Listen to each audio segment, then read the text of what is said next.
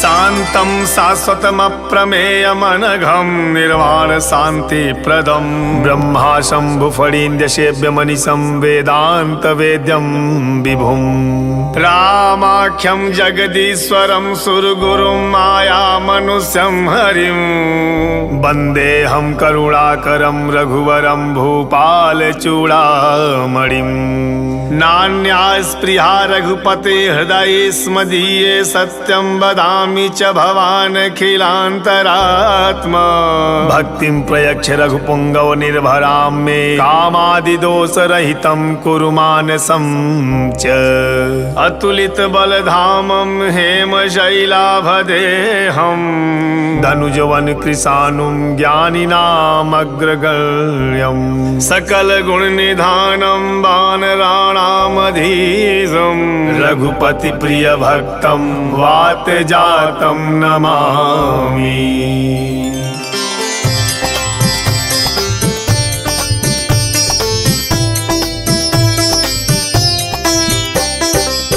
जामवंत के बचन सुहाए सुनि हनुमंत हृदय अति भाए तब लगी मोहि परखेहूँ तुम भाई सही दुख कंद मूल फल खाई जब लगी आवहूँ सीता ही देखी होई है काजू मोहि हरख बिसेकी यह कही नाई सबनी कहूँ माता चले हर सही अधरी रघुनाथा सिंधु तीर एक भूधर सुंदर कौतुक कूदी चढ़ऊ ताऊ पर बार बार रघुवीर समारी तरक्यू पवन तनय बल भारी जय गिर चरण दे हनुमंता चले सोगा पाताल तुरंता जिनिया मोघ रघुपति करबाना एही भांति चले हनुमाना जल निधि रघुपति दूत बिचारी तय मैनाक होहि श्रमहारी हनुमान ते परसा कर पुन कीन प्रणाम राम काज कीन्हे बिनु मोहि कहाँ विश्राम मोहि कहाँ विश्राम जात पवन सुत देवन देखा जानहि कहूँ बल बुद्धि विसेखा सुरसा नाम यही न कई माता पठैनी आई कहीं तेहि बाता आज सुरन मोहे दीन आहारा सुनत बचन कह पवन कुमारा राम काज करी फिरी मैं आवऊं सीता कई सुधि प्रभु ही सुनावऊं तब तब बदन पैठी हूँ आई सत्य कहूँ मोहि जान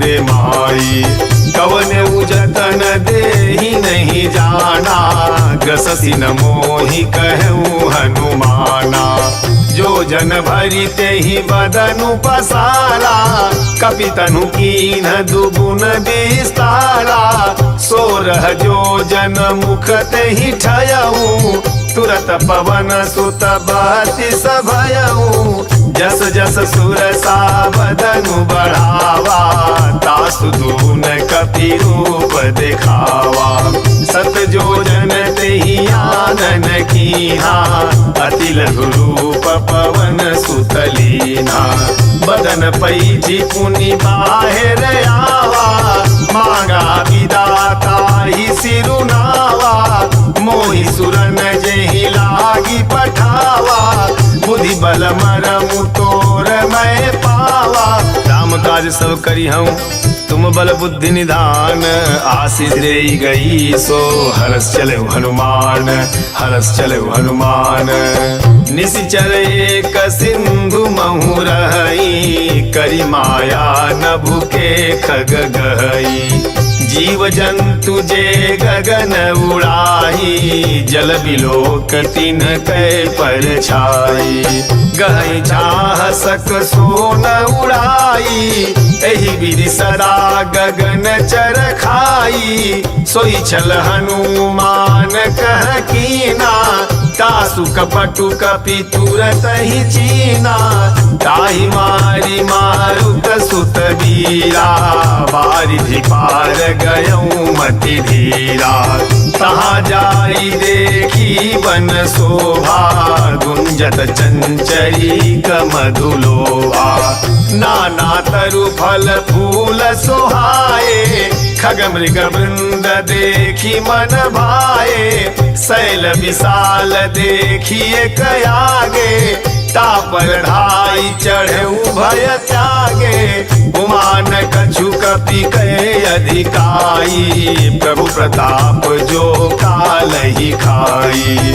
गिरि पर चढ़ी लंका ते ही देखी, कहीं न जाई अति दुर्ग विशेषी। अति उतंग जल निधि चहु पासा, कनक कोट कर परम प्रकाशा।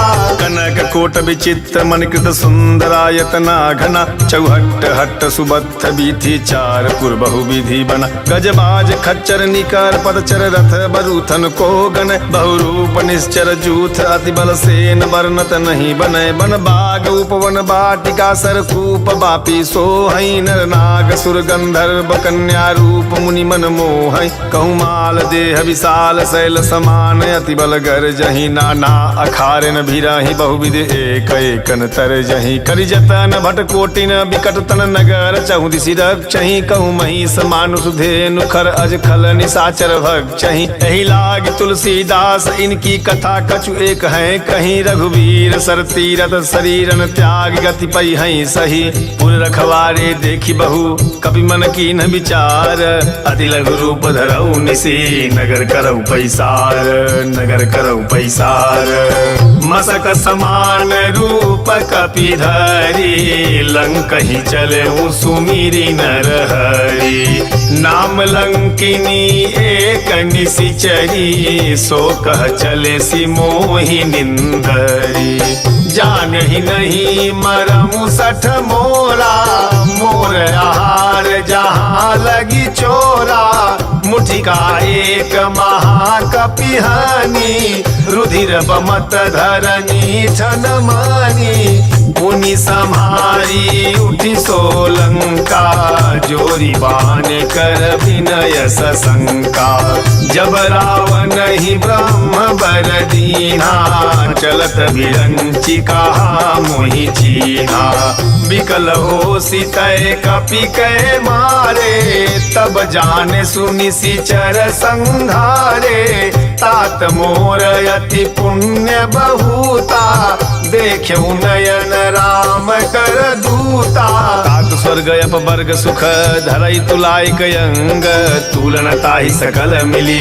जो सुख लव सतसंग, जो सुख लव सतसंग। प्रविशि नगर की जय सब काजा, हृदय राखी कौशलपुर राजा। गरल सुधारि पुकरहि मिताई, गोपद सिंधु अनल शीतलाई। गरुड़ सुमेर रेणु समताई, राम कृपा करि चितवा जाही। अति लघु रूप धरऊ हनुमाना, पैठा नगर सुमिरि भगवाना। मंदिर मंदिर प्रति कर शोधा, देखे जहत अगणित जोधा। गयऊ दसानन मंदिर माही, अति विचित्र कही जात सोनाही। शरण किए देखा कपि तेहि, मंदिर महु न दीखी बई देही। भवन एक पुनि दीख सुहावा, हरि मंदिर तह भिन्न बनावा। रामायुध अंकित गृह शोभा बरनि न जाई, नव तुलसिका वृंद तह देखी हर्ष कपिराई। देखी हर्ष कपिराई। लंका निशिचर निकर निवासा, यहाँ कहा सज्जन कर बासा। मन महु तरक करई कपि लागा, तेहि समय विभीषण जागा।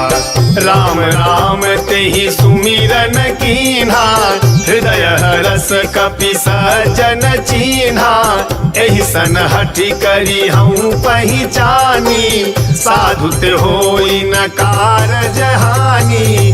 विप्र रूप धरि वचन सुनाए, सुनत विभीषण उठि तह आए। कई प्रणाम पूछी कुशलाई, विप्र कहूँ निज कथा बुझाई। कि तुम हरिदासन मह कोई, मोरे हृदय प्रीत अति होई।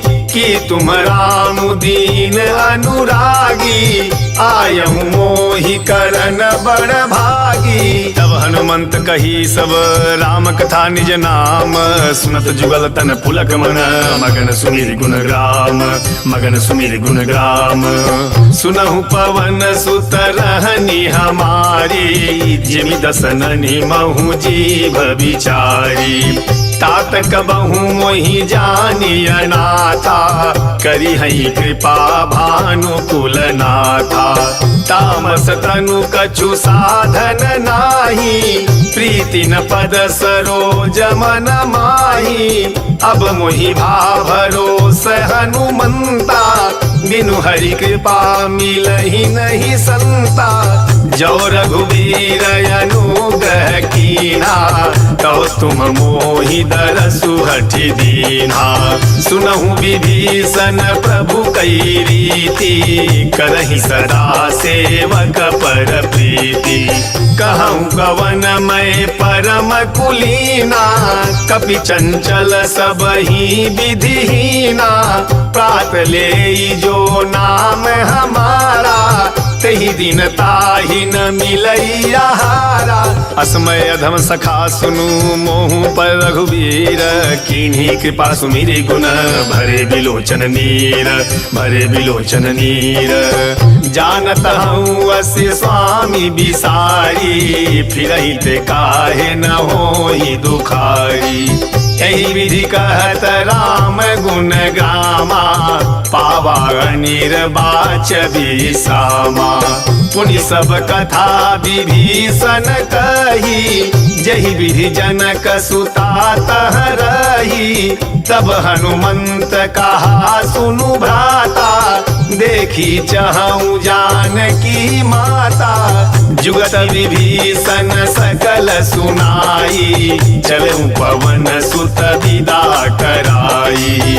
करी सोई रूप गयऊ पुनितवा, बन अशोक सीता रह जवा। देखी मनहि महु कीन्ह प्रणामा, बैठहि बीत जात निस जामा।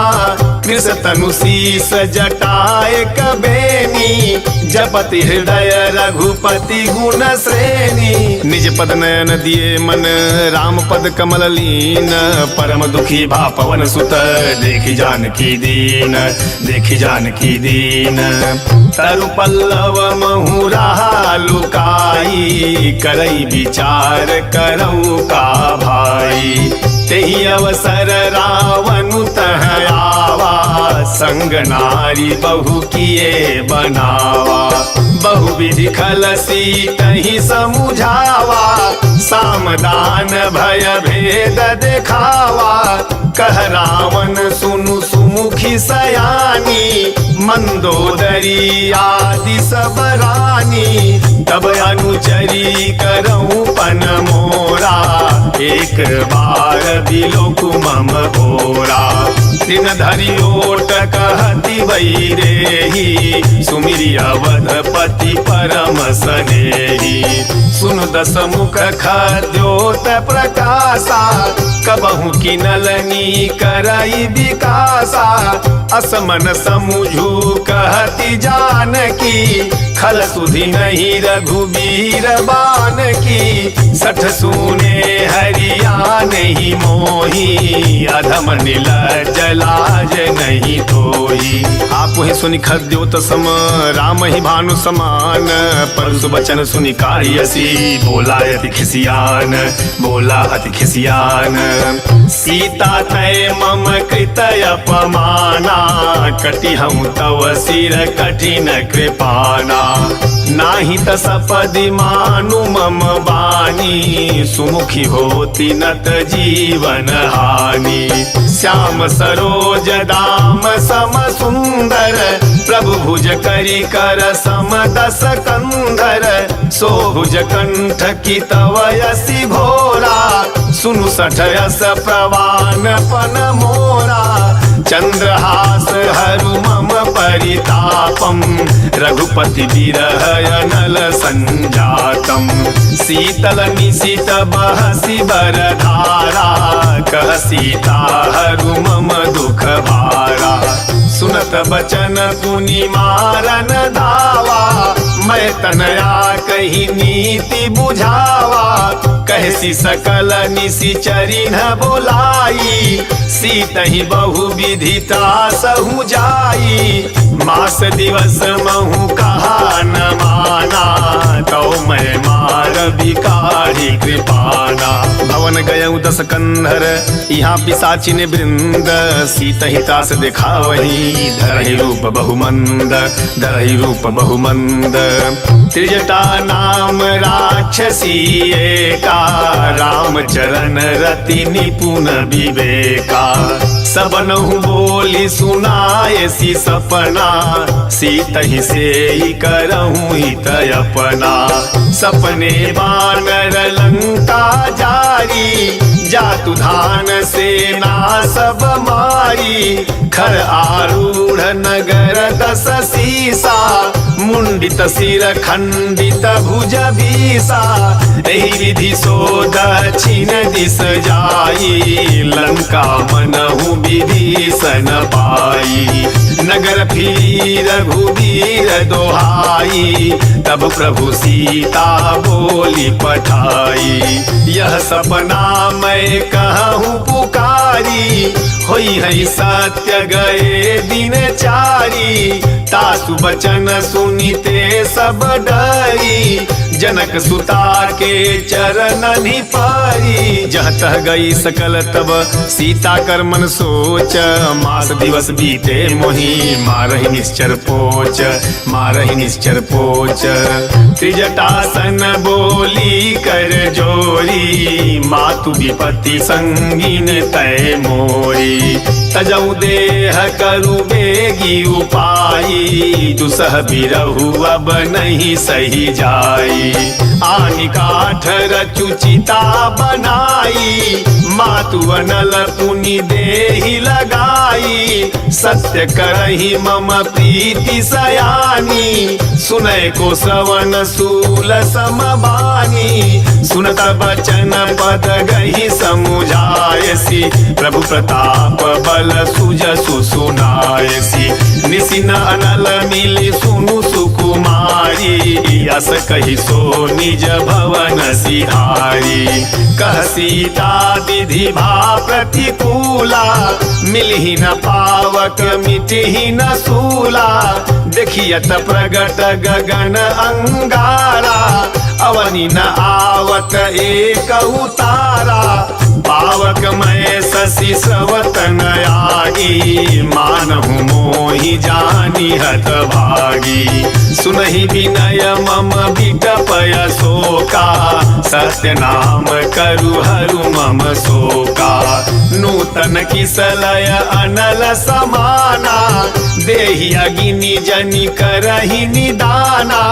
देखि परम बिरहा कुल सीता, सोचन कपि कलप समबीता। कवि कर हृदय विचार, दीन मुद्रिका डारी तब जनु शोक अंगार। दीन हरसि उठि कर गहेउ, दीन हरसि उठि कर गहेउ। तब देखी मुद्रिका मनोहर, राम नाम अंकित अति सुंदर। चकित चितव मुदरी पहिचानी, हरस विषाद हृदय अकुलानी। जीति को सकई अजय रघुराई, माया ते असी रचि नहीं जाई। सीता मन विचार कर नाना, मधुर बचन बोले हनुमाना। रामचंद्र गुण बर नहीं लागा, सुनत ही सीता कर दुख भागा। लागी सुनय श्रवण मन लाई, आदि हुते सब कथा सुनाई। सवनामृत जही कथा सुहाई, कही सो प्रगट होती की न भाई। तब हनुमंत निकट चली गयऊ, फिर बैठे मन विस्मय भयऊ।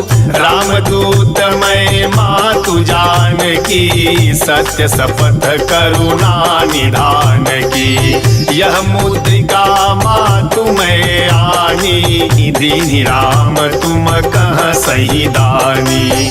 नर बानर ही संग कहूँ कैसे, कही कथा भई संगति जैसे। कवि के वचन स प्रेम सुनी, उपजा मन विश्वास। जाना मन क्रम वचन यह, कृपा सिंधु करदास, कृपा सिंधु करदास। हरिजन जान प्रीति अति गाढ़ी, सजल नयन पुलकावली बाढ़ी। बूढ़त बिरह जलधि हनुमाना, भयउ तात मोह कहूँ जल जाना। अब कहूँ कुशल जाऊं बलिहारी, अनुज सहित सुख भवन खरारी। कोमल चित कृपाल रघुराई, कपि केहि हेतु धरी निठुराई। सहज बानी सेवक सुखदायक, कबहु कसुरति करत रघुनायक। कबहु नयन मम शीतल ताता, होई है निरखि श्याम मृदु गाता। बचन नयाव नयन भरे बारी, अहनाथ हौ निपट बिसारी। देखी परम बिरहा कुल सीता, बोला कपि मृदु बचन विनीता। मातु कुशल प्रभु अनुज समेता, तब दुख दुखी सुकृपा निकेता। जन जननी मानहु जियऊना, तुम ते प्रेम राम के दूना। रघुपति कर संदेशु अब सुन जननी धरि धीर, अस कहि कपि गद गद भयऊ भरे बिलोचन नीर, भरे बिलोचन नीर। कहु राम वियोग तव सीता, मोह कहूँ सकल भये विपरीता। नवतरु किसलय मनहु कृशानु, काल निशा सम निशि शशि भानु। कुबलय विपिन कुंत बन सरिसा, बारिद तपत तेल जनु बरिसा। जहित रहे करत तेई पीरा, उरग श्वास सम त्रिविधि समीरा। कहूँ ते कछु दुख घटी न होई, काहि कहो यह जान न कोई। तत्व प्रेम कर मम यरु तोरा, जानत प्रियाए कुमनु मोरा। सो मनु सदा रहत तोहि पाही, जानु प्रीत रसुएत नहीं माही। प्रभु संदेशु सुनत बही देही, मगन प्रेम तन सुधि नहीं तेही। कह कपि हृदय धीर धरु माता, सुमिरु राम सेवक सुख दाता। उर आनहु रघुपति प्रभुताई, सुनि मम बचन तजहु कदराई। निश्चर निकर पतंग सम रघुपति बाण कृसानु, जननी हृदय धीर धरु जरे निशाचर जानु, जरे निशाचर जानु। जो रघुवीर होती सुधि पाई, करते नहीं विलम्ब रघुराई। राम बाण रवि उए जान की, तम बरूथ कह जातु धान की। अब ही मातु मैं जाऊं लवाई, प्रभु आय सुनहि राम दोहाई। कछुक दिवस जननी धरु धीरा, कपिन सहित आई हई रघुवीरा। निशिचर मारी तो ही लई जई है तेहु पुर नारदादि जस गई है सुत कपि सब तुम ही समाना जातु धान यति भट बलवाना मोरे हृदय परम संदेहा सुनि कपि प्रगट कीन्हि निज देहा कनक भूधराकार शरीरा समर भयंकर अति बलबीरा सीता मन भरोस तब भयऊ पुनि लघु रूप पवन सुत लयऊ सुन माता शाखा मृग नहीं बल बुद्धि विशाल प्रभु प्रताप ते गरुण ही खाई परम लघु ब्याल खाई परम लघु ब्याल मन संतोष सुनत कपि वाणी भगति प्रताप तेज बल सानी आशीष दीन्हि राम प्रिय जाना हों तात बलशील निधाना अजर अमर गुण निधि सुत होहूँ करहूँ बहुत रघुनायक छोहूँ करहूँ कृपा प्रभु अस सुनि काना निर्भर प्रेम मगन हनुमाना बार बार नायसी पद सीसा बोला वचन जोरी कर कीसा अब कृत कृत भयऊ मैं माता आशीष तव अमोघ विख्याता सुनहु मात मोहि अतिशय भूखा लागी देखी सुंदर फल रूखा सुन सुत करहि विपिन रखवारी परम सुभट रजनी चर भारी तिनकर भय माता मोहि नाही जो तुम सुख मानहु मन माही देखी बुद्धि बल निपुण कपि कहूँ जान की जाहू रघुपति चरण हृदय धरी तात मधुर फल खाहू तात मधुर फल खाहू चले उनाई सिर पैठऊ बागा फल खाए सी तरु तो रही लागा रहे ताहा बहु भट रखवारे कछु मारे स कछु जाई पुकारे नाथ एक आवा कपि भारी तही अशोक बाटिका उजारी खाए से फल अरु बिटप उपारे रक्षक मर्दी मर्दी मही डारे सुनि रावण पठए भट नाना तिनहि देखी गरजऊ हनुमाना सब रजनी चर कपि संहारे गए पुकारत कछु अध मारे पुनि पठयऊ तेहि अच्छ कुमारा चला संग लई सुभट अपारा आवत देखी बिटप गही तर जा ताहि निपाति महाधुनि गरजा कछु मारे से कछु मरदेसी कछु मिलए सी धरि धूर कछु पुनि जाई पुकारे प्रभु मरकट बल भूरी प्रभु मरकट बल भूरी सुन सुत बधलंके सरिसाना पठय से मेघनाद बलवाना मारसी जन सुत बांध से ताही देखिय कपि कहा कर आही चला इंद्रजित तुलित जोधा बंधु निधन सुनी उपजा क्रोधा कपि देखा दारुण भटयावा कटकटाई गर जाय रुधावा अति विशाल तरुवे कउपारा विरथ कीन लंकेश कुमारा रहे महाभटता के संगा गही गही कपि मर दई निजयंगा तिनहि निपाति ताहि सन बाजा भिरे जुगल मानहु गजराजा मुठिका मारी चढ़ा तरु जाई ताही एक क्षण मूर्छायाई, उठी बहोरी कीन्ही से बहु माया, जीती न जाई प्रभंजन जाया।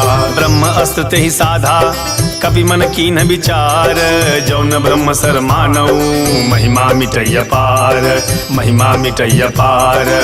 ब्रह्म बाण कपि कहूँ ते ही मारा, परति हूँ बार कटकु संहारा। तेहि देखा कपि मूर्छित भयऊ, नाग पास बांधे सिलई गयऊ। जासु नाम जपि सुनहु भवानी, भवबंधन काटहि नर ज्ञानी। तासु दूत की बंध तरुआवा, प्रभु कारज लगी कपि बंधावा। कपि बंधन सुनि निशिचर धाये, कौतुक लागी सभा सब आए। दस मुख सभा दीखी कपि जाई, कहीं न जाई कछुअति प्रभुताई। कर जोरे सुर दिशि पविनीता, भृकुटि बिलोकत सकल सभीता। देखी प्रतापन कपि मन शंका, जिमि अहिगन महु गरुड़य शंका। कपि बिलोकी दसानन बिहसा कही दुर्बाद, सुतबन सुरत कीन्ह पुनि उपजा हृदय विषाद, उपजा हृदय विषाद। कहलंकेश कवन तय कीसा, कही के बल घालहि बन खीसा। की धौसवन सुनहि नहीं मोही, देखूं अति असंख सठ तोही। मारे निशिचर कही अपराधा, कहूँ सठ तोही न प्राण कई बाधा। सुन रावण ब्रह्मांड निकाया, पाई जासु बल विरचित माया। जाके बल विरंचि हरीसा, पालत सृजत हरत दस सीसा। जा बल शीस धरत सहसानन, अंडकोश समेत गिरि कानन। धरई जो विविध देह सुरताता, तुमसे सठनु सिखावनु दाता। हर को दंड कठिन जहि भंजा, तहि समेत नृपदल मद गंजा। खर दूषण त्रिशिराय रुबाली, बधे सकल अतुलित बलशाली। जाके बल लवलेश ते जितेऊ चराचर झारी, तासु दूत में जा करी हरि आनेहु प्रिय नारी, हरि आनेहु प्रिय नारी। जानऊ मैं तुम्हारी प्रभुताई, सहस बाहु सन परी लड़ाई। समर बाली सन करी जसु पावा, सुनि कपि बचन बिहसी बिहरावा। खायऊ फल प्रभु लागी भूखा, कपि सुभाव ते तोरहु रूखा। सबके देह परम प्रिय स्वामी, मारहि मोहि कुमार गगामी। जिन मोहि मारा ते मैं मारे, तहीं पर बांधेऊ तनय तुम्हारे।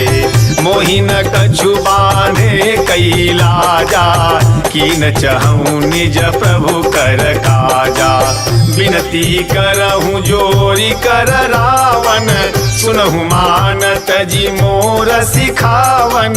देखूं तुम निज कुलहि बिचारी, भ्रमत जी भजहूँ भगत भयहारी। जाके डरयति काल डेराई, जो सुर असुर चराचर खाई।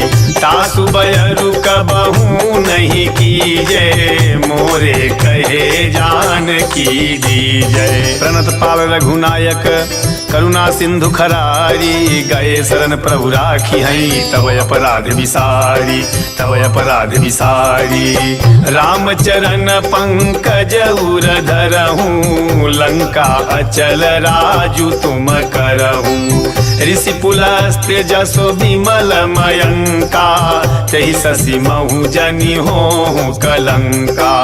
राम नाम बिनु गिरा न सोहा, देखु विचारी त्यागी मद मोहा, बस नहीं न नहीं सोह सुरारी, सब भूषण भूषित बर नारी, राम विमुख संपत्ति प्रभुताई, जाई रही पाई बिनु पाई, सजल मूल जिन्ह सरितन नाही, बरसी गए पुनि तबहि सुखाई, सुनु दस कंठ कहूँ पन रोपी, विमुख राम त्राता नहीं कोपी, शंकर सहस विष्णु अज तोही, सकहि न राखी राम कर दोही, मोह मूल बहुसूल प्रद त्याग उत्तम अभिमान, भजहु राम रघुनायक कृपा सिंधु भगवान, कृपा सिंधु भगवान, यद्यपि कहीं कपि अति हित बानी,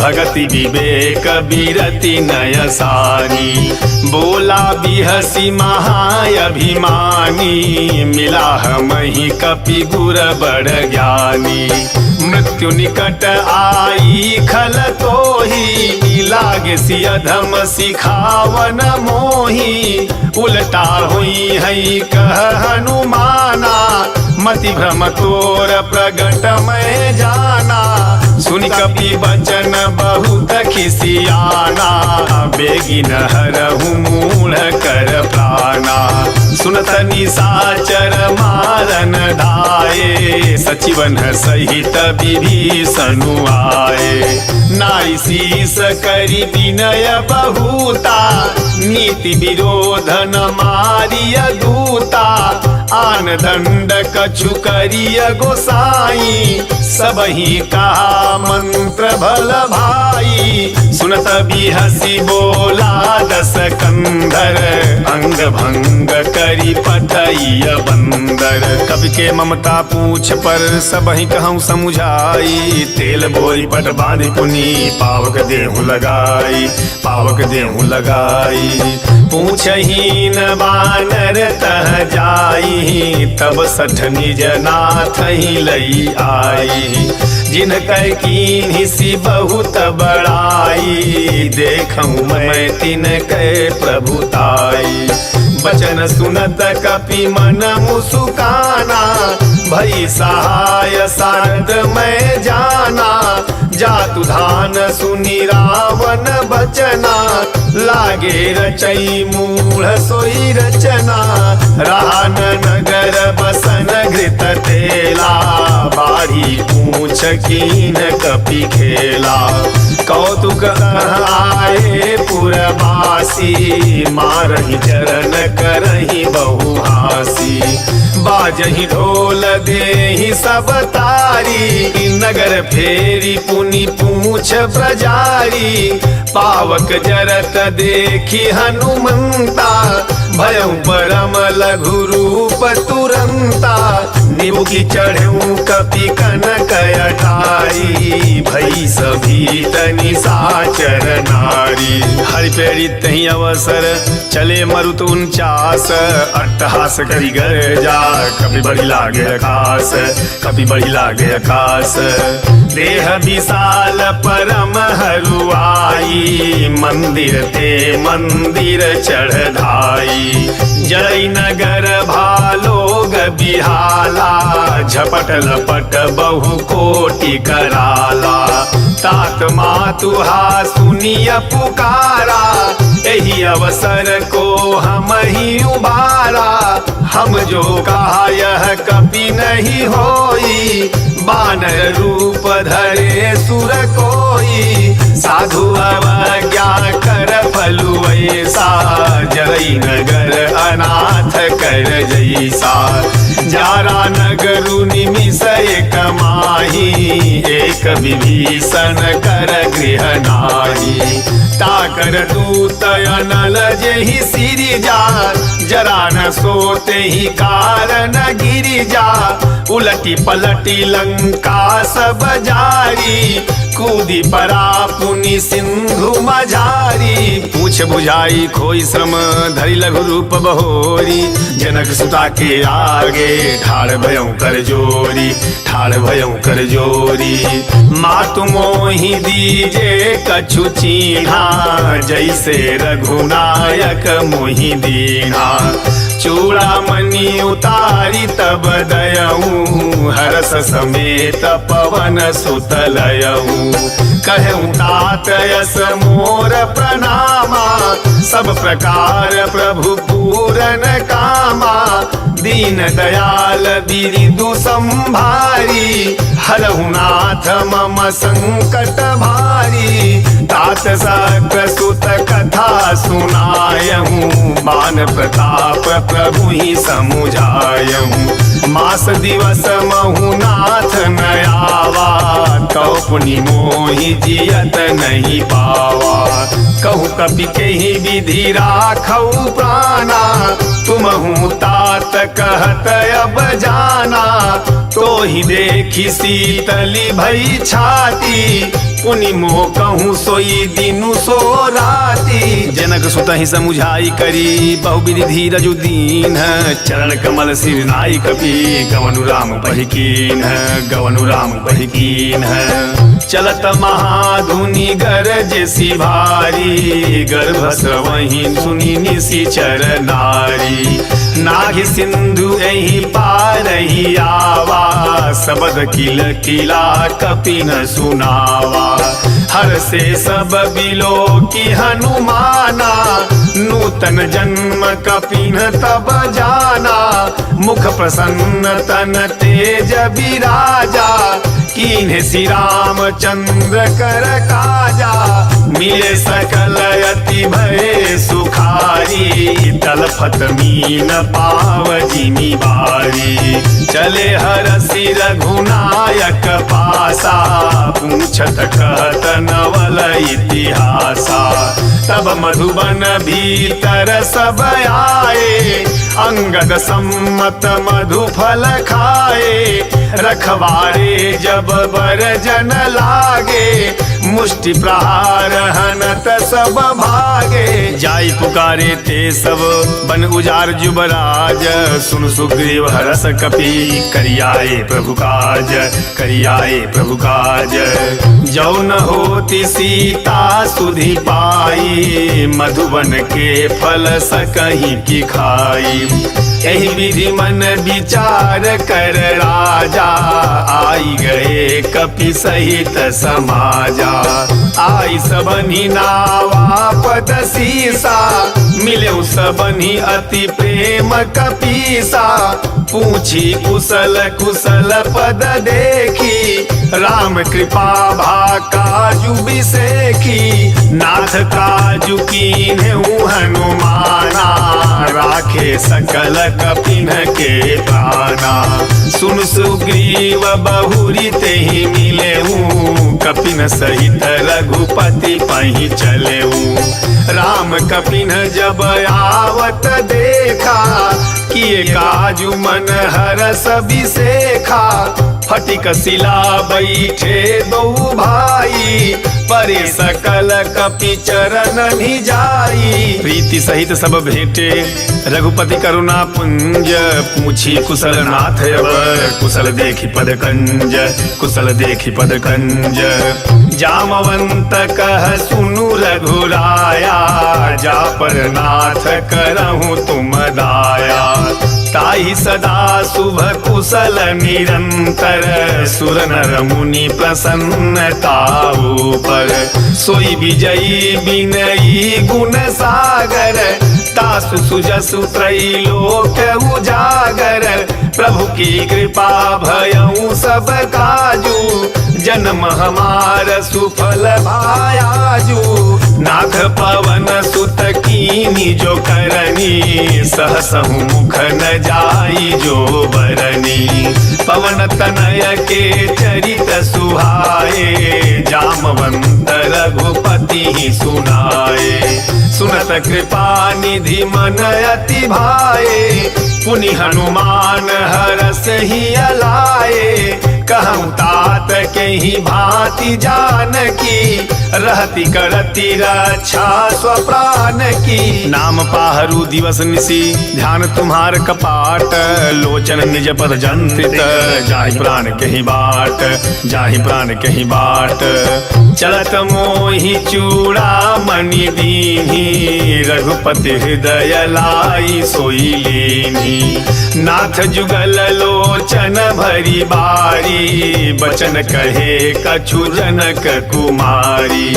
अनुज समेत गयहूँ प्रभु चरना, दीन बंधु प्रणतारति हरना।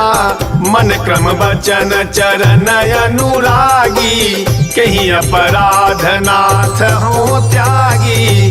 अवगुण एक मोर मैं माना, बिछुरत प्राणन कीन पयाना। नाथ सुनयन निको अपराधा, निसरत प्राण करही हटि बाधा। बिरह अगिन तनु तूल समीरा, श्वास जरई छन माहि शरीरा। नयन स्रवहि जलु निज हित लागी, जरई न पाव देह बिरहागी। सीता कई अति विपति विशाला, बिनहि कहे भली दीन दयाला। निमिष निमिष करुणा निधि जाहि कलप समबीत, बेगी चलिए प्रभु आनिय भुजबल खल दल जीति, भुजबल खल दल जीति। सुनि सीता दुख प्रभु सुख अयना, भरी आए जल राजीव नयना।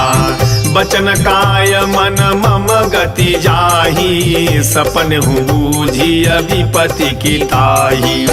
कह हनुमंत विपति प्रभु सोई, जब तब सुमिरन भजन न होई। कतिक बात प्रभु जातु धान की, रिपुहि जीति आन बीजान की। सुन कपि तोहि समान उपकारी, नहीं को सुर नर मुनि तनुधारी। प्रति उपकार करऊँ का तोरा, सनमुख होई न सकत मन मोरा। सुन सुत तो ही उरी न मैं नाही, देख्यूं करी विचार मन माही। पुनि पुनि कपि चितव सुरताता, लोचन नीर पुलकयति गाता। सुनि प्रभु बचन बिलो की मुख, गात हरसि हनुमंत। चरण परे प्रेमाकुल, त्राहि त्राहि भगवंत, त्राहि त्राहि भगवंत। बार बार प्रभु चाहि उठावा, प्रेम मगन तेहि उठब न भावा। प्रभु कर पंकज कपि के सीसा, सुमिरि सो दशा मगन गौरीसा। सावधान मन करि पुनि शंकर, लागे कहन कथायति सुंदर। कपि उठाई प्रभु हृदय लगावा, कर गई परम निकट बैठावा। कहु कपि रावण पालित लंका, कही विधि दहेउ दुर्गयति बंका। प्रभु प्रसन्न जाना हनुमाना, बोला वचन विगत अभिमाना।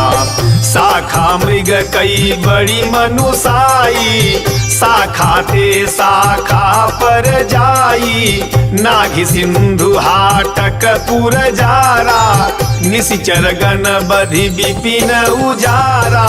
सो सब तव प्रताप रघुराई, नाथ न कछु मोरी प्रभुताई। ता कछु प्रभु कछु अगम नहीं, जा पर तुम्हें अनुकूल। तव प्रभाव बड़वा न लही, जारी सकई खलतूल, जारी सकई खलतूल। नाथ भगति अति सुखदायनी, देहु कृपा करी अन पायनी।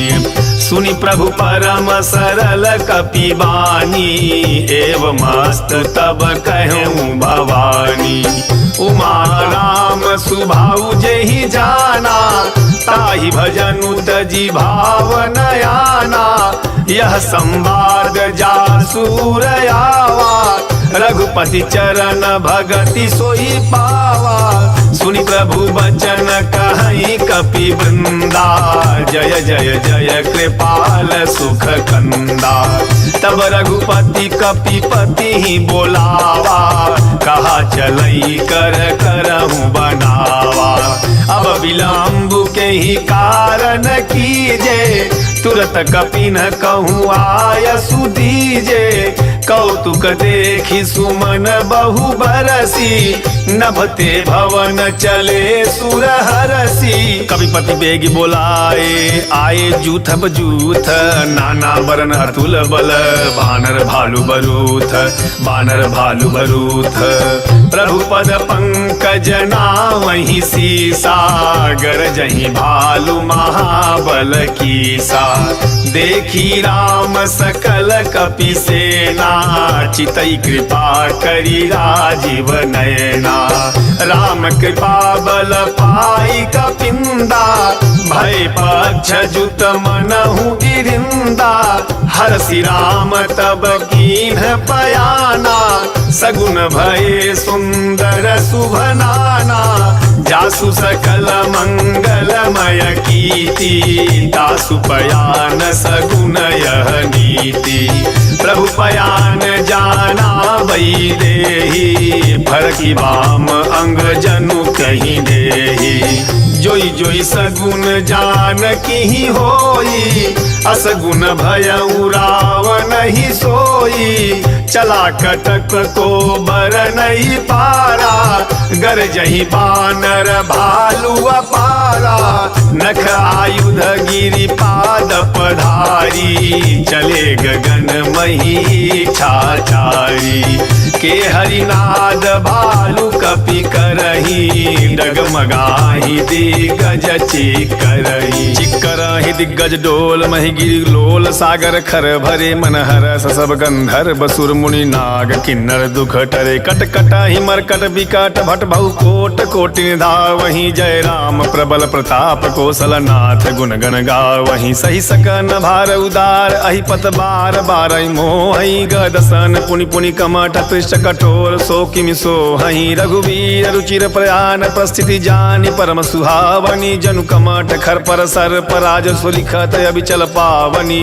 एहि विधि जाई कृपा निधि उतरे सागर तीर।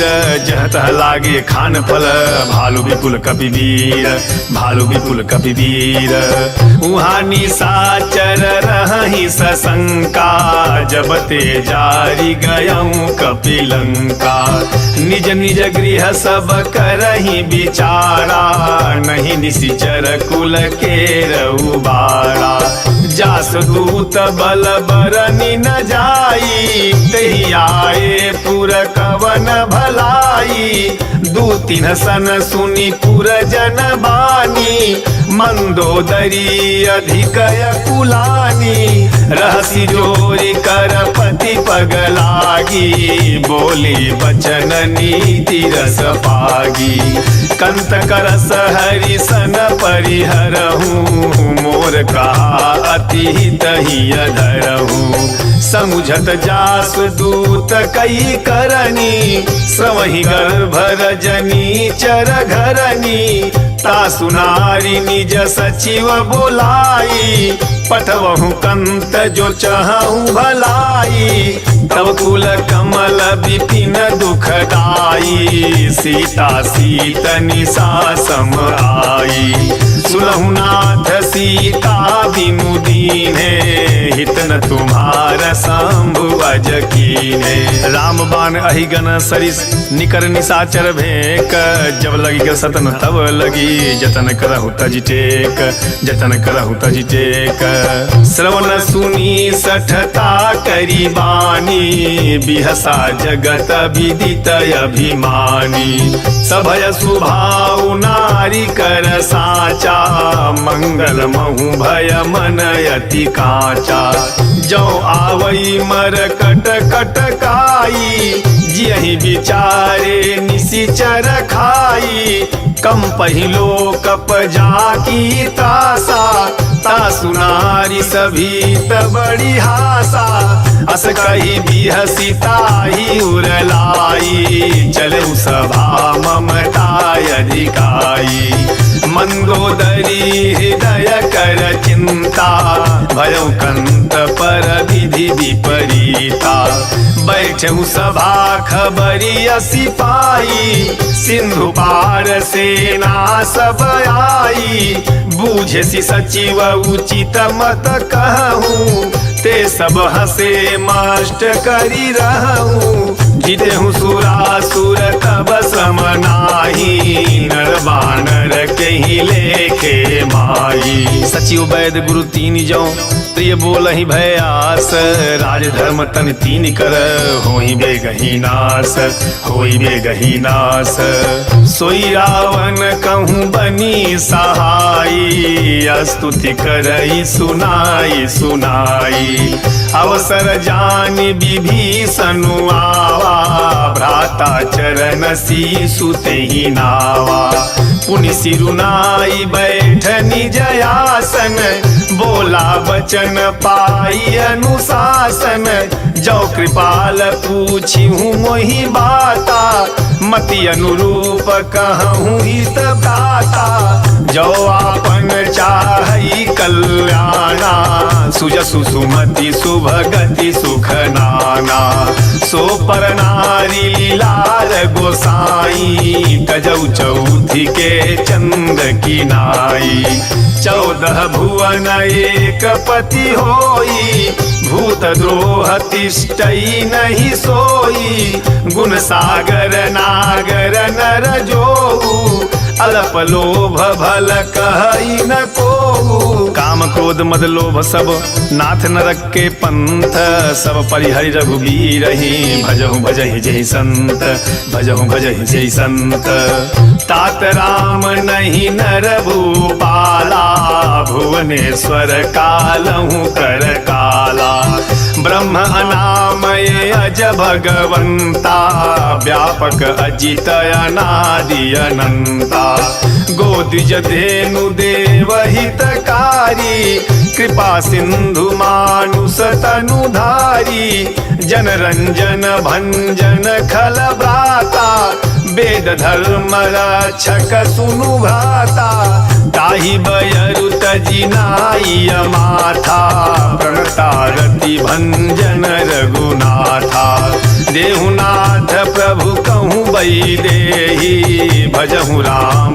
बिनु हेतु सनेहि शरण गए प्रभु ताहु न त्यागा विश्वद्रोह कृत अघज ही लागा जासु नाम त्रय तापन सावन सोई प्रभु प्रगट समुझु जिय रावण बार बार पद लागऊ विनय करहु 10 शीस परिहरि मान मोह मद भजहु कौशलाधीश भजहु कौशलाधीश मुन पुलस्त निज शिष्य सन कह पठई यह बात तुरत सो मैं प्रभु सन कहीं पाई सु अवसर तात पाई सु अवसर तात माल्यवंत अति सचिव सयाना तासु वचन सुनी अति सुख माना तातु अनुज तव नीति विभूषण सो उर धरहु जो कहत विभीषण रिपुत करस कहत सठ दो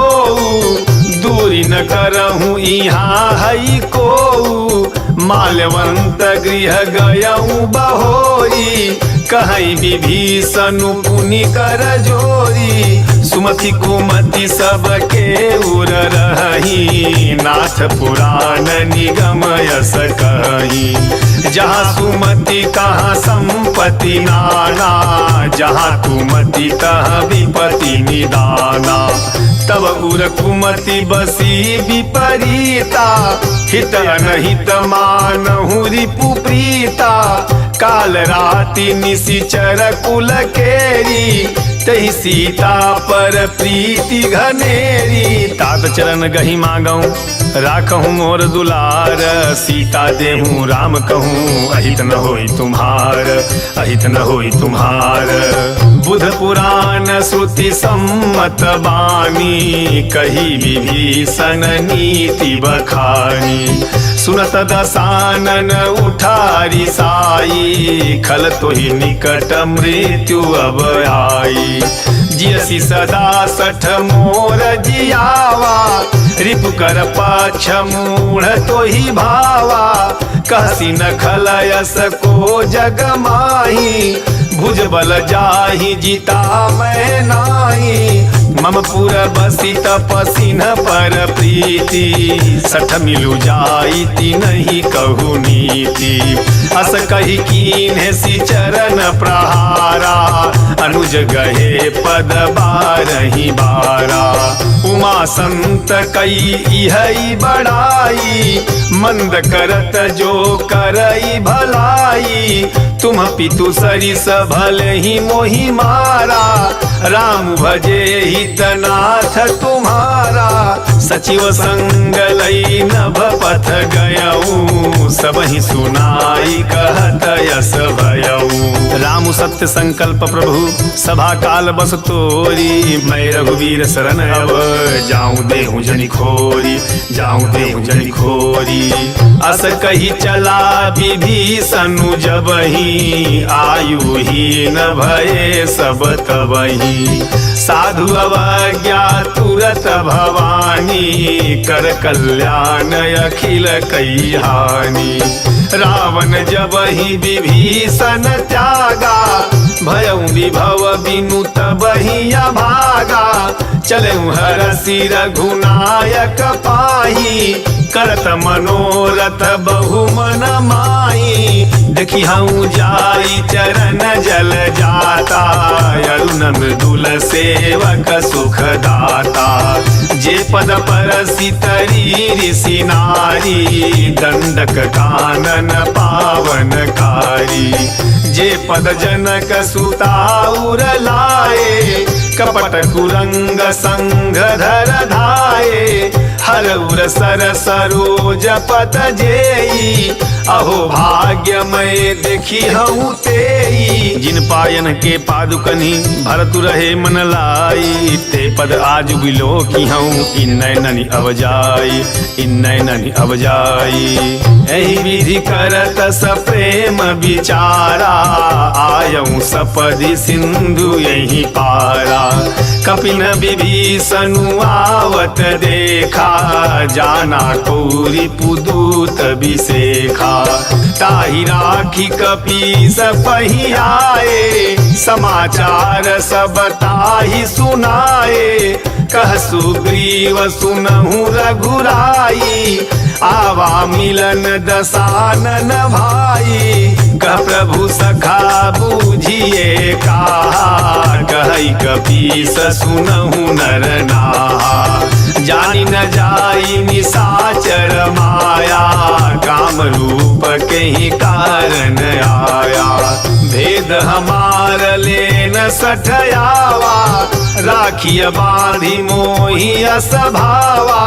सखा नीति तुम्हनीक विचारी, मम पन शरणागत भयहारी। सुनि प्रभु बचन हरस हनुमाना, शरणागत बच्छल भगवाना। शरणागत कहूँ जे तजहि निज अनहित अनुमानी, ते नर पावर पापमय तिन्हि बिलोकत हानि, तिन्हि बिलोकत हानि। कोटि विप्र बधला गहि जाहू, आए शरण तजऊ नहीं ताहू। सनमुख होई जीव मोहि जबहि, जन्म कोटि अघनासहि तबहि। पापवंत कर सहज सुभाऊ, भजनु मोर तेहि भावन काऊ। जो पै दुष्ट हृदय सोई होई, मोरे सनमुख आव कि सोई। निर्मल मन जन सो मोहि पावा, मोहि कपट छल छेदन भावा।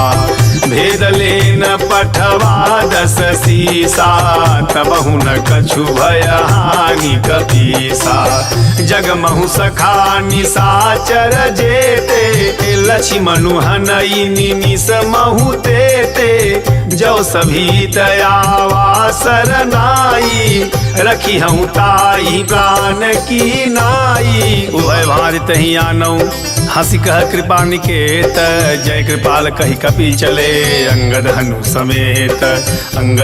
समेत सादर ते ही आगे करी बानर चले जहाँ रघुपति करुणा कर दूरी ते देखे दौड़ाता नयनानंद दान के दाता बहुरी राम छवि धाम बिलो की रहे ठटुक एक टक पल रोकी भुज प्रलंब कंजारुन लोचन श्यामल गात प्रणत भय मोचन सिंह कंध आयत उर सोहा आनन अमित मदन मन मोहा नयन नीर पुलकित यति गाता मन धरि धीर कहीं मृदु बाता नाथ दसानन कर मैं भ्राता निशिचर वंश जन्म सुरताता सहज पाप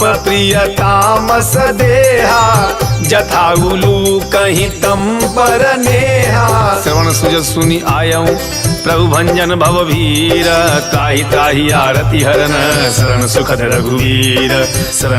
रघुवीर अस कही करत दंडवत देखा तुरत उठे प्रभु हरस विसेखा दीन बचन सुनी प्रभु मन भावा भुज विशाल गही हृदय लगावा अनुज सहित मिली ढिग बैठारी बोले बचन भगत भयहारी कहु लंकेश सहित परिवारा कुशल कुठार बास तुम्हारा खल मंडली बसहु दिनु राती सखा धर्म निबहई के ही भांति मैं जानूं तुम्हारी सब रीति अति नय निपुण न भावय नीति बरु भल बास नरक करताता दुष्ट संग जनि देई विधाता अब पद देखी कुशल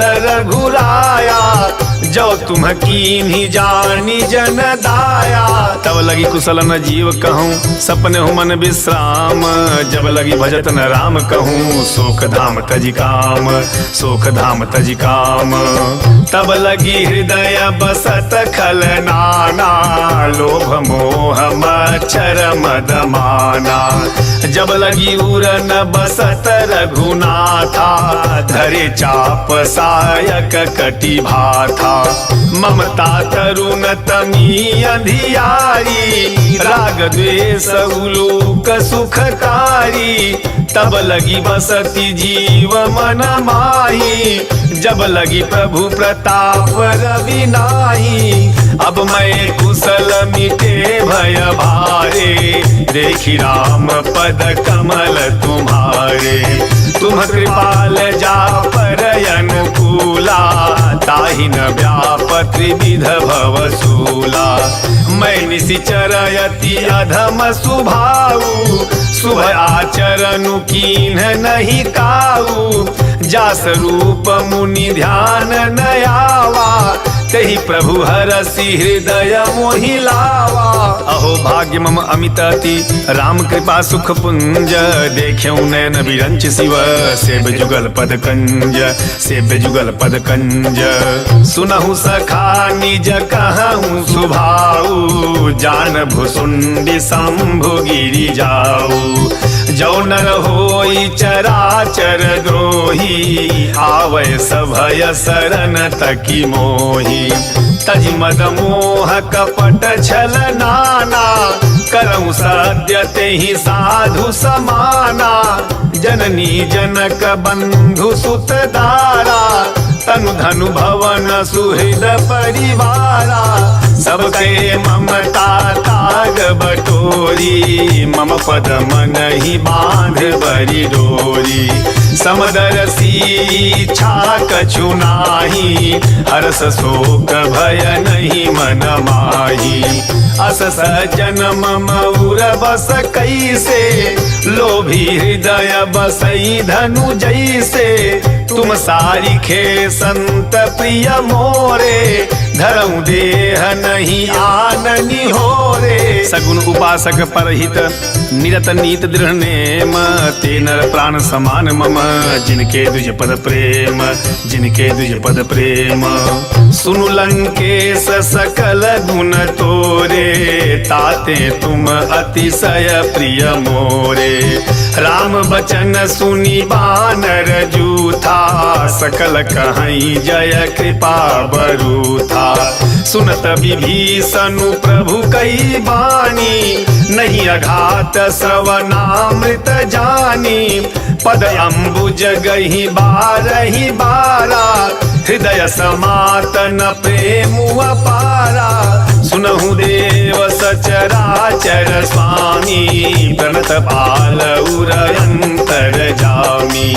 उर कछु प्रथम वासना रही, प्रभु पद प्रीति सरिस शोभहि।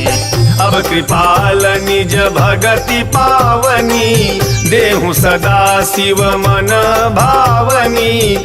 एवमस्तु कही प्रभु रन धीरा, मागा तुरत सिंधु कर नीरा। यद्यपि सखा तव इच्छा नाही, मोर दरसु अमोघ जग माही। अस कही राम तिलक तेहि सारा, सुमन वृष्टि नभ भई अपारा। रावण क्रोध अनल निज, श्वास समीर प्रचंड। जलत विभीषणु राखेऊ, दीन्हु राजु अखंड, दीन्हु राजु अखंड। जो संपत्ति शिव रावण ही, दीन दिए दस माथ। सोई संपदा विभीषण ही, सकुच दीन रघुनाथ, सकुच दीन रघुनाथ।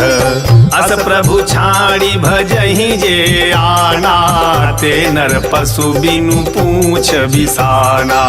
निज जन जानि ताहि अपनावा, प्रभु स्वभाव कपि कुल मन भावा। पुनि सर्वज्ञ सर्वउर बासी, सर्वरूप सब रहित उदासी। बोले बचन नीति प्रतिपालक, कारण मनुज दनुज कुल घालक। सुनु कपीस लंकापति वीरा, कहि विधि तरिय जलधि गंभीरा। संकुल मकर उरग जस जाति, अति अगाध दुस्तर सब भाति। कह लंकेश सुनहु रघुनायक, कोटि सिंधु शोषक तव सायक। यद्यपि तदपि नीति असि गाई, विनय करिय सागर सन जाई। प्रभु तुम्हार कुल गुर जलधि, कहीं उपाय विचारी। बिनु प्रयास सागर तरिही, सकल भालु कपिधारी, सकल भालु कपिधारी। सखा कही तुम्हनी की उपाई, करिय दैव जो होई सहाई। मंत्र नयह लक्ष्मण मन भावा, राम बचन सुनि अति दुख पावा। नाथ दैव कर कवन भरोसा, सोसिय सिंधु करिय मन रोसा। कादर मन कहूँ एक धारा, दैव दैव आलसी पुकारा। सुनत भी हंसी बोले रघुवीरा, ऐसे ही करब धरहूँ मन धीरा। अस कही प्रभु अनुजहि समुझाई, सिंधु समीप गए रघुराई। प्रथम प्रणाम कीन्ह सिरुनाई, बैठे पुनि तट दर्भ डसाई। जब ही विभीषण प्रभु पही आए, पाछे रावण दूत पठाए। सकल चरित तिन्ह देखे धरे कपट कपि देह, प्रभु गुण हृदय सराहई शरणागत परनेह, शरणागत परनेह। प्रगट बखानहि राम सुभाऊ, अतिश प्रेम गावि सरि दुराऊ। रिपु के दूत कपिन तब जाने, सकल बांधि कपीस पहियाने। कह सुग्रीव सुनहु सब बानर, अंग भंग करी पठवहु निशिचर। सुन सुग्रीव बचन कपि धाये, बांधि कटक चहु पास फिराए। बहु प्रकार मारन कपि लागे, दीन पुकारत तदपि न त्यागे।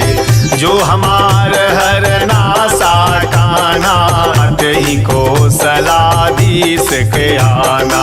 सुनि लक्ष्मण सब निकट बोलाए, दया लागी हंसी तुरत छोड़ाए। रावण कर दीजहु यह पाती, लक्ष्मण बचन बाँचु कुल घाती। कहे मुखागर मूढ़ सन मम संदेश उदार, सीता दे मिलऊ न त आवा कालु तुम्हार, आवा कालु तुम्हार। तुरत नाई लक्ष्मण पद माथा, चले दूत बरनत गुण गाथा। कहत राम जसु लंका आए, रावण चरण शीस तिन्ह नाये। बिहसी दसानन पूछी बाता, कहसी न सुकयापनि कुशलाता। पुनि कहूँ खबरी विभीषण केरी, जाहि मृत्यु आई अति नेरी। करत राज लंका सठ त्यागी, होई जव कर कीट भागी। पुनि कहु भालु की सकट खाई, कठिन काल प्रेरित चली आई। जिनके जीवन कर रखवारा, भयउ मृदुल चित सिंधु बिचारा। कहु तपसिन कै बात बहोरी, जिनके हृदय त्रास यति मोरी। कि भाई भेंट की फिरी गए श्रवण सुजस सुनि मोर, कहसी न रिपुदल तेज बल, बहुत चकित चित तोर, बहुत चकित चित तोर। नाथ कृपा करी पूछऊँ जैसे, मानहु कहा क्रोध तजी जैसे।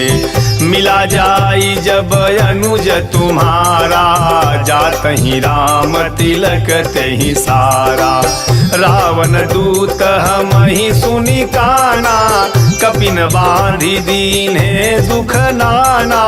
श्रवण नासिका काटई लागे, राम सपथ दीन्हे हम त्यागे। पूछिहु नाथ राम कटकाई, बदन कोटि सत बरनि न जाई। नाना बरन भालु कपिधारी, विकटानन विशाल भयकारी। जहि पुर दहउ हत्यउ सुत तोरा, सकल कपिन महत्यहि बलु थोरा। अमित नाम भट कठिन कराला, अमित नाग बल विपुल विशाला। द्विविध मयंद नील नल अंगद गद विकटासी, दधिमुख के हरि निसठ सठ, जामवंत बलरासी, जामवंत बलरासी।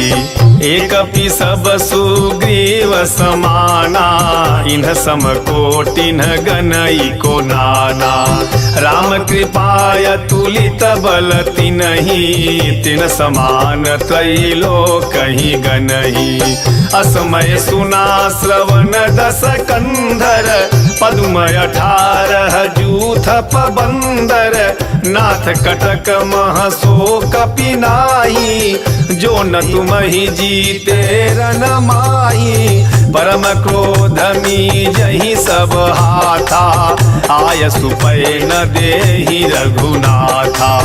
सो सही सिंधु सहित जस व्याला पूरही नत भरी उधर विशाला मर्दी गर्द मिल वही 10 सीसा ऐसे ही बचन कहीं सब कीसा गरजही तर जही सहज शंका मानहु गसन चहत ही लंका सहज सूर कवि भालू सब पुण्य सिर पर प्रभु राम रावण काल कोटि कहूँ जीति सकहि संग्राम जीति सकहि संग्राम राम तेज बल बुद्धि विपुलाई शेष सहस सत सकहि न गाई सकसर एक सोसी सत सागर तब भ्रातहि पूछे नयनागर तासु बचन सुनि सागर पाही मागत पंथ कृपा मन माही सुनत बचन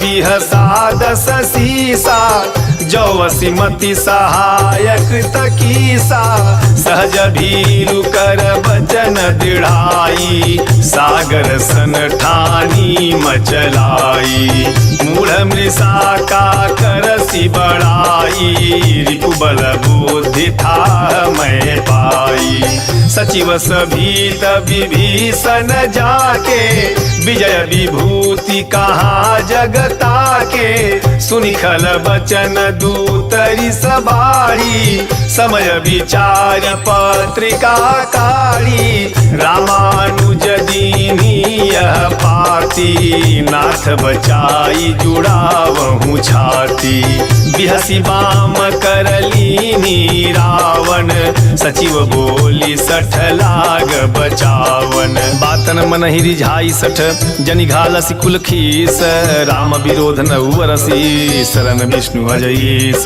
शरण विष्णु अजईस की तजिमान अनुज इव प्रभुपद पंकज भृंग होई कि राम सरानल खलकुल सहित पतंग खलकुल सहित पतंग सुनत सभय मन मुख मुसुकाई कहत दसानन सबहि सुनाई भूमि परा कर गहत अकासा लघु तापस कर बाग विलासा कह सुकनाथ सत्य सब बानी समुझहु छाड़ी प्रकृति अभिमानी सुनहु वचन मम परिहरि क्रोधा नाथ राम सनत जऊ विरोधा अति कोमल रघुवीर सुभाऊ यद्यपि अखिल लोक कर राऊ मिलत कृपा तुम पर प्रभु करही उरय पराधन कहूँ धरी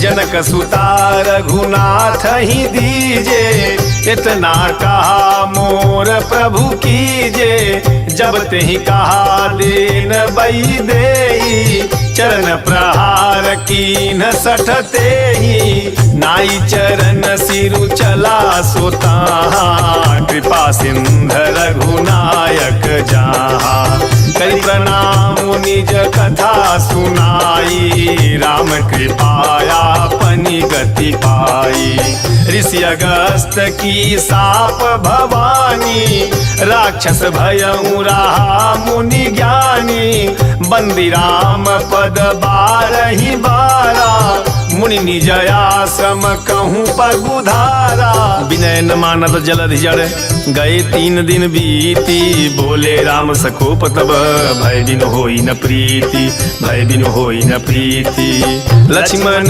बाण सरासन यानु सो बारिध बिसिख कृशानु 60 सन विनय कुटिल सन प्रीति सहज कृपन सन सुंदर नीति ममता रत सन ज्ञान कहानी अति लोभी सन विरति बखानी क्रोधी समकामी हरि कथा ऊसर बीज बये फल जथा अस कही रघुपति चाप चढ़ावा यह मत लक्ष्मण के मन भावा संधान प्रभु बिसिख कराला उठी उदधी उर अंतर ज्वाला मकर उरग झस गनय कुलाने जत जंतु जल निधि जब जाने कनक थार भरी मणि गण नाना विप्र रूप आयऊ तजी माना काटई पई कदरी फरई कोटि जतन को सींच विनय न मान खगेश सुनु डाटहि पई नव नीच डाटहि पई नव नीच सभय सिंधु गही पद प्रभु के रे क्षमहु नाथ सब अवगुण मेरे गगन समीर अनल जल धरनी इन्ह कई नाथ सहज जड़ करनी तब प्रेरित माया उपजाए सृष्ट हेतु सब ग्रंथ निगाए प्रभु आय सुजहि कह जस यही सोत ही भांति रहे सुख लही प्रभु भल कीन मोहि सिख दीनी मर्यादा पुनि तुम्हारी कीनी ढोल गवार सूत्र पशु नारी सकल धारणा